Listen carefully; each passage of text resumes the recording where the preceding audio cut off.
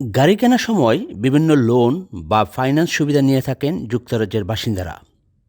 কিন্তু অনেক ক্ষেত্রেই ডিলাররা বেশি কমিশন পাওয়ার লোভে গ্রাহকদের উপর চড়া সুদের হার চাপিয়ে দিয়েছেন। অনেক গ্রাহক জানেনই না যে তাদের কাছ থেকে অতিরিক্ত অর্থ নেওয়া হচ্ছে। মাইকেল নামের এই গ্রাহক জানান, তিনি ১৫ বছর আগে প্রথম এবং ১০ বছর আগে দ্বিতীয় গাড়িটি কিনেছিলেন।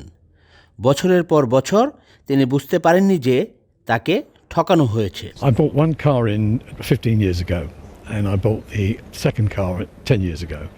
And I bought them basically for my job, which was a territory salesman. I went all over the country, did tens of thousands of miles in both of them. Years on, I've realised that in both cases I've been hoodwinked.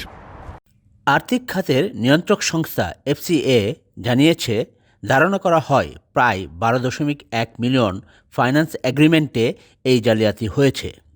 এই 12 million গ্রাহকের একজন গড়ে 829 pound পর্যন্ত ক্ষতিপূরণ পেতে পারেন। কোম্পানিগুলোর এই ক্ষতিপূরণ বাবদ মোট খরচ হবে প্রায় 7.5 বিলিয়ন পাউন্ড। তবে আইনি জটিলতার কারণে পুরো প্রক্রিয়াটি সম্পূর্ণ হতে কিছুটা সময় লাগতে পারে বলছিলেন FCA এর এই কর্মকর্তা। We think this is the quickest, fairest, most cost-effective way for consumers to receive compensation. It's free to use. If consumers went to court, they may well pay fees and end up getting less than the scheme. In some cases they may get more, but we don't think that is especially likely. আপনি যদি 2007 থেকে 2024 সালের মধ্যে কিস্তিতে গাড়ি কিনে থাকেন, তবে এখনই আপনার ফাইন্যান্স পেপারগুলো চেক করুন।